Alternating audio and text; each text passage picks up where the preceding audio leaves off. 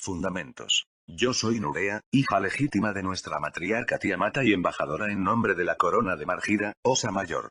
Yo retranscribo en este cristal acontecimientos históricos relacionados con nuestros orígenes y los enlaces que nos unen al sistema de Tiamat, el sistema solar.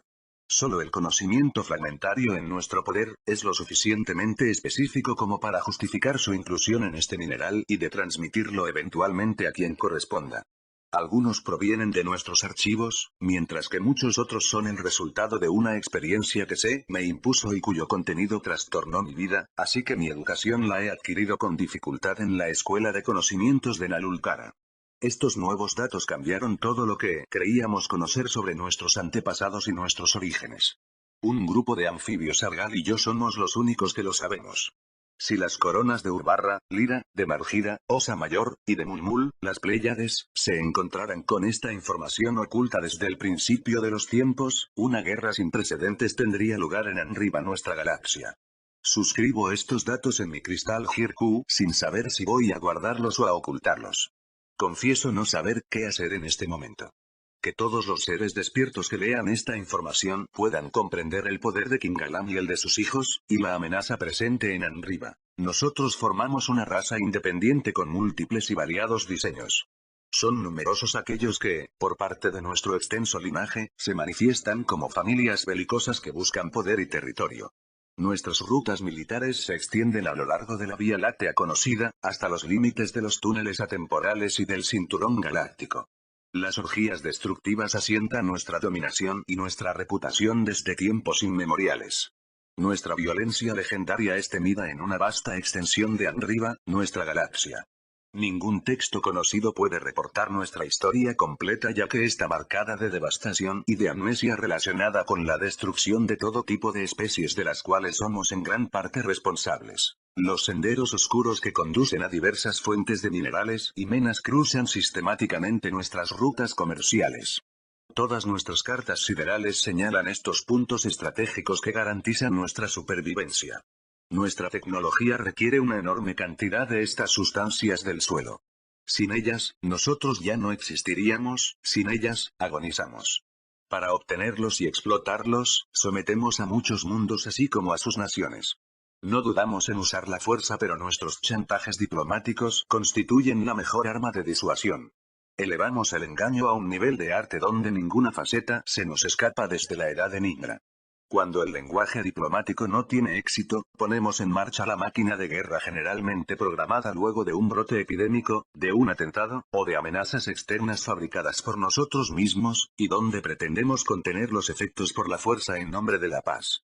Sin embargo, solo el caos subsiste luego de nuestra presencia y nuestras múltiples extracciones mineras. Aunque fuimos atravesados por múltiples tensiones y nos desgarramos en ellas, constituimos una sociedad intocable.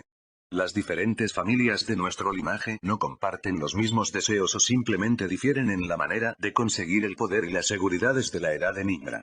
Un punto en común que tenemos sin embargo cada uno de nuestros linajes. Ejercitamos una dominación oculta en todas nuestras conquistas mediante el establecimiento de bases subterráneas interconectadas a través de una red de comunicaciones utilizando energía radiante y ondas telúricas. Algunos de nosotros, especialmente las mujeres de nuestro linaje, tienen la capacidad de dominar los elementos. Este arte, asociado a los minerales, permite el funcionamiento de nuestras industrias, nuestras armas y nuestras naves. Sin vergüenza, pisoteamos regularmente las legislaciones planificadoras para asegurar nuestros proyectos de conquista y saqueo en nombre de nuestra supervivencia. Somos la pesadilla de este universo y las víctimas de la sombra Gansi. En tiempos remotos, nuestros antepasados y nosotros mismos vivíamos en paz. Nosotros somos los Jinayadul. 1. Indignación. Los arcontes se acercaron para satisfacer sus deseos de engañar. Su jefe supremo dijo, tu madre Eva vino a nosotros, pero Nurea se volvió hacia ellos y les dijo, ustedes son los arcontes de la oscuridad, ustedes están malditos. Ustedes no conocen a mi madre. Es Soko semejante que ustedes han conocido. En cuanto a mí, no es de ustedes lo que busco, sino del mundo celestial del que vine. NH segundo, 4, la hipóstasis de los arcontes, 92,19, 92,27. Hirkut y la Nurea / Dili Medili. Acostada en una piedra lisa como un bloque de metal, mirando a una estrecha abertura cortada en uno de los muros, observé la tenue luz que penetraba con moderación dentro de mi celda. A lo lejos, las tenebrosas colinas grisáceas de puntas afiladas, eran una silueta sobre el cielo oscuro. El techo dejaba filtrarse una sustancia líquida a la humedad alarmante.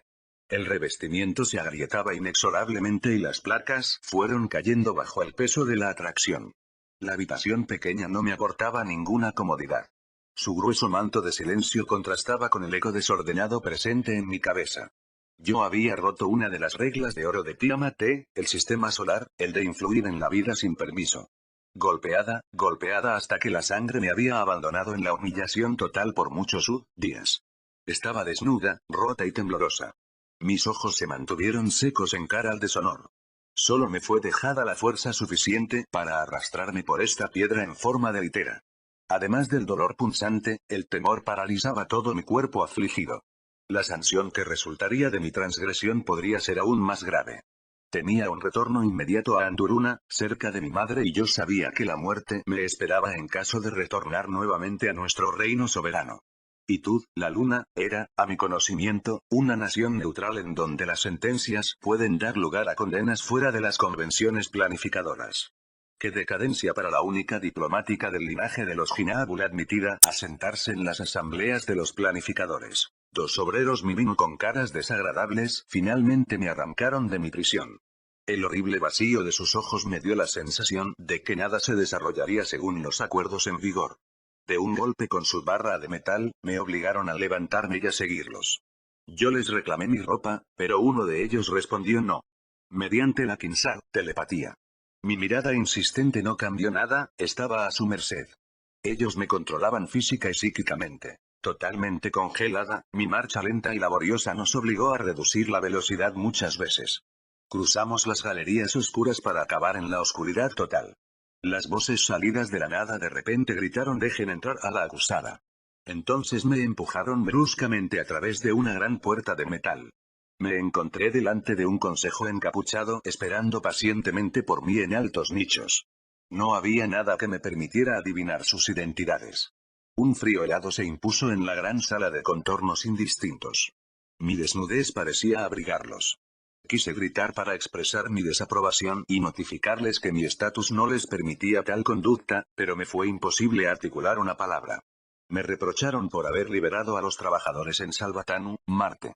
Yo respondí penosamente que esos trabajadores, extraídos de la semilla de Uras, Tierra, estaban trabajando en condiciones inaceptables y que no merecían tal tratamiento en una zona de planificadores. La corte me recordó que los Kingu Babar eran los únicos maestros de sus trabajadores. Me recordaron mi papel de embajadora y de mera observadora en nombre de la reina Tiamata. La junta me juzgó y luego decidió enviarme inmediatamente a Uras para volver a la instancia planificadora, los únicos que podían decidir mi destino. En ese momento, me sentí salvo, sin embargo sentía un profundo sentimiento de culpa. Debería justificarme nuevamente ante los planificadores Calisto e involucrarme en discusiones interminables. Apenas finalizada la sentencia, un Kingu rojo, un guerrero dragón que pertenece a nuestra estirpe real, me tomó del cuello y me colocó las esposas. ¿Qué hacía dicho individuo en Itud, la luna? Dos de sus congéneres estaban detrás de él. Me tomaron de los brazos y sin miramientos me acompañaron a las galerías oscuras, mientras el eco metálico de la pesada puerta de la corte cerrándose detrás de mí repercutió en los interminables pasillos. En esa época, yo trabajaba al servicio de información de nuestra reina Tiamata, en calidad oficial de diplomática jurada. Mi papel era el de observar, analizar y reportar a los Calisto las relaciones comerciales mantenidas entre los planetas y los estados del sistema. A veces negociaba en nombre de las diversas facciones establecidas en Tiamat, el sistema solar. Hablo varios idiomas luego de mi tiempo en la Academia de Setra-Angatsisaes, Siriop 3. Yo converso generalmente en Emesa, pero practico fluidamente el Emenita, el Ganetran, el Sukal, el Amelien, el lenguaje de los Urma y diversos modismos utilizados en Tiamat. Los Kingu de Salvatanu, Marte, no habían previsto que una diplomática oficial libere a los trabajadores de sus plantaciones.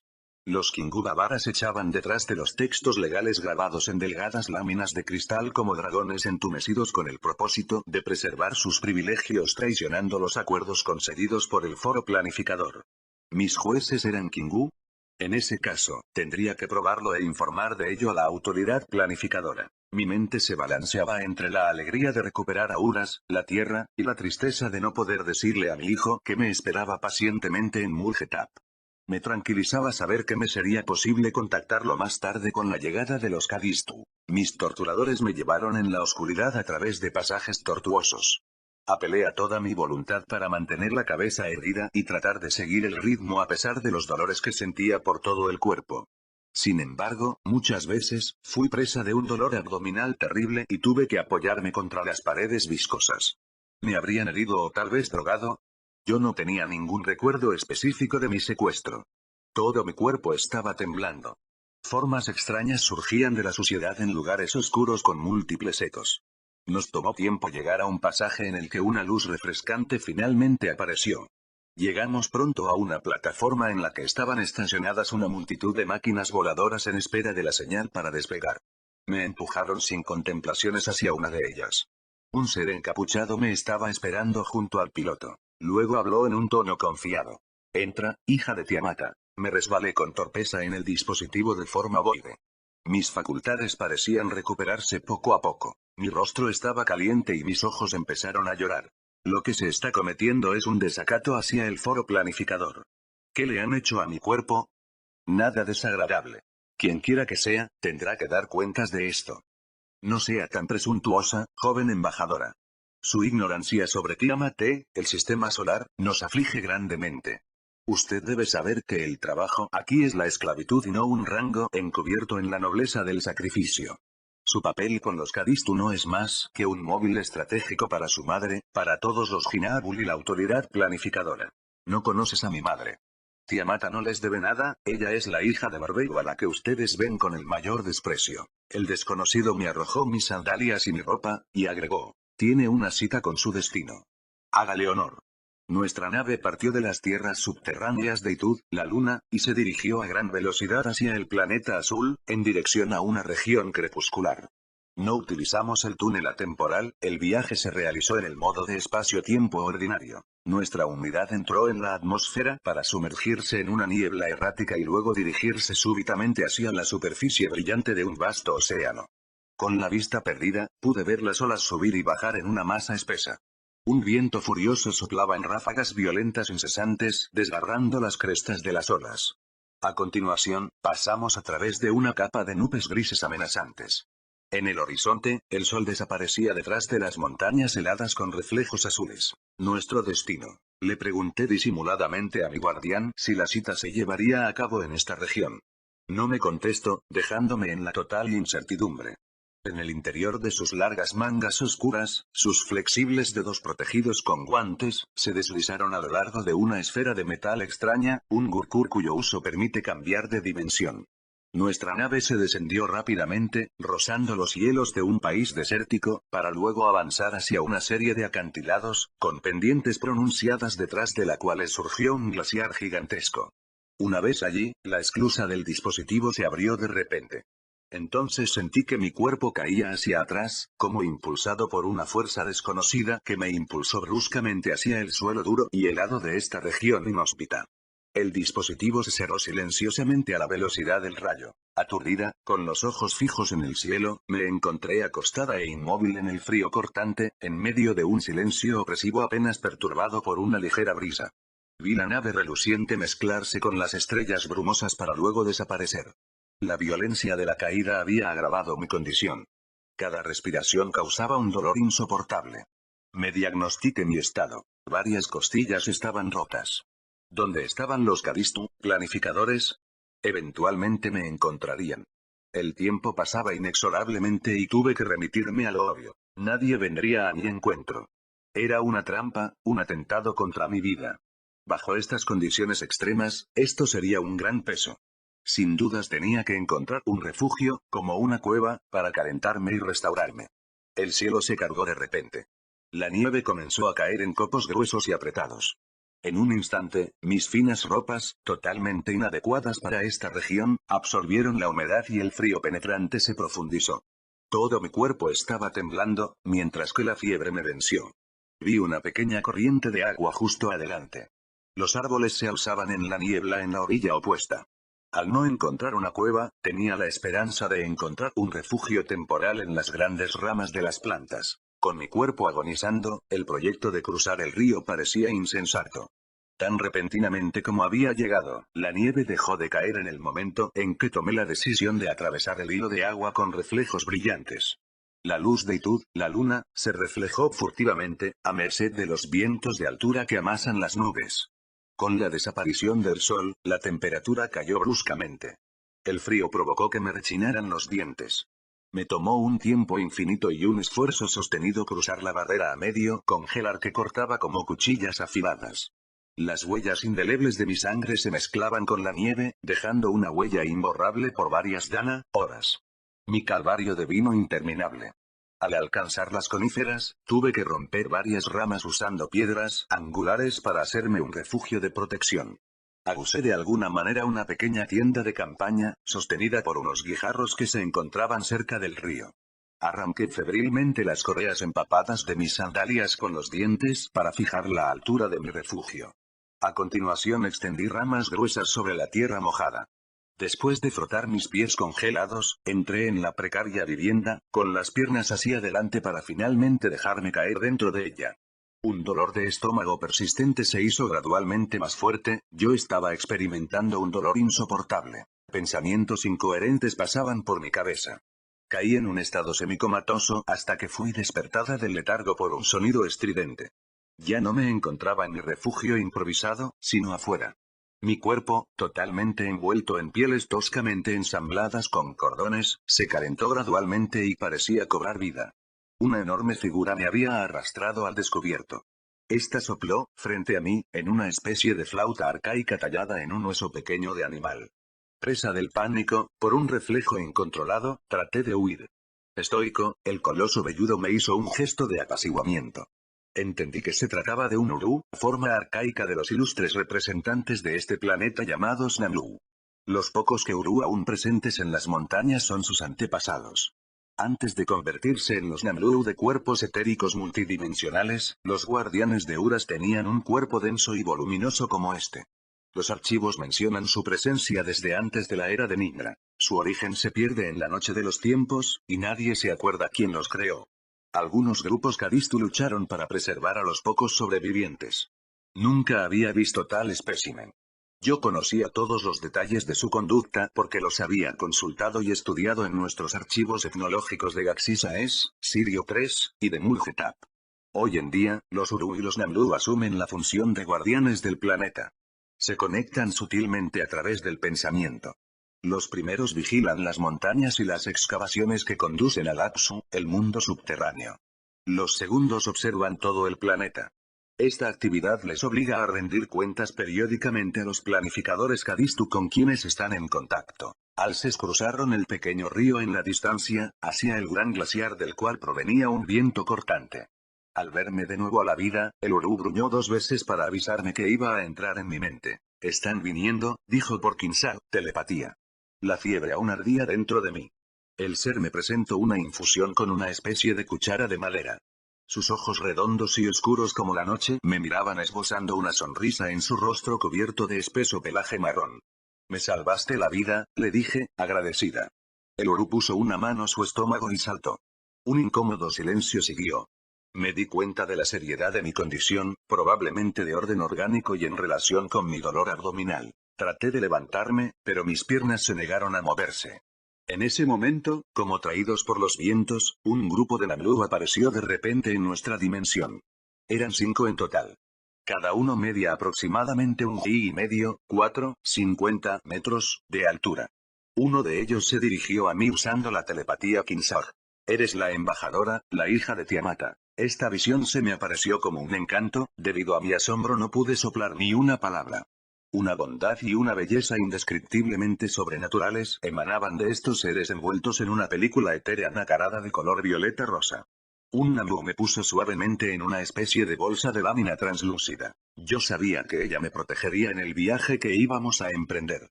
El Urú nos dio un saludo amistoso con la mano y me llevaron de inmediato hacia las esferas más altas, donde un destino desconocido me esperaba. Los Namlu circulaban de manera interdimensional a través de campos Tursalar, partículas de taquiones, cuya composición forma la estructura principal de la materia de los vórtices atemporales. Nuestra travesía, casi instantánea, se llevó a cabo de manera similar a nuestros viajes a través de los corredores del tiempo y el espacio, a menudo formado por el colapso de estrellas. Existen numerosos mundos, cantidades de cielo, detrás de la cortina de los acontecimientos. Los Namlu se desplazan a voluntad. Me llevaron a uno de estos mundos celestiales con reflejos fascinantes perteneciente a lo que generalmente llamamos Angal, gran cielo. Cuando desperté, me quedé tumbada un momento en silencio, simplemente consciente del placer de abrir los ojos para contemplar una realidad acogedora diferente, y de disfrutar de este momento de felicidad después de tantas vicisitudes. En este lugar de una pureza indescriptible, las instalaciones eran extremadamente precisas y colores armoniosos suscribían a la idea de perfección. Nada en este entorno había sido dejado al azar. Estaba viviendo un momento privilegiado, lo sentí en lo más profundo de mi conciencia. Aún acostada en mi bolsa translúcida, descubrí un espacio infinito en los confines del horizonte. Más allá del pensamiento, más allá incluso del miedo al gran vacío, pude distinguir en la distancia los relucientes muros que cubrían un palacio de cristal. Esta fortaleza emanaba un sonido extraño, confuso, como una risa o tal vez sollozos. ¿Sueño o realidad? En este mundo intenso lleno de luz pura, ¿será posible crear tu propio universo personal sin ningún tipo de apego material y sin sentimientos exacerbados, como los que conocemos y experimentamos en el KL, tercera dimensión? ¿O bien yo estaba evolucionando en el tiempo imaginario de las fluctuaciones de densidad del campo escalar en uno de los muchos apéndices del gran universo? Ninguna respuesta vino a iluminar mis preguntas. Nuestro conocimiento se apoyaría en la segunda opción, pero ¿quién se aventuraría a afirmarlo? Medí plenamente la característica excepcional, extraña y única de mi situación. Me acostumbré a esa felicidad voluptuosa cuando un Namlu se me acercó para cubrirme con una luz cegadora. En ese momento, fui proyectada hacia el Ki de Uras, tierra, en un sitio extremadamente denso, donde toda la materia parecía chocar y calentarse. Gotas de agua llenas de sol fueron esparcidas al viento como pequeñas salpicaduras de fuego.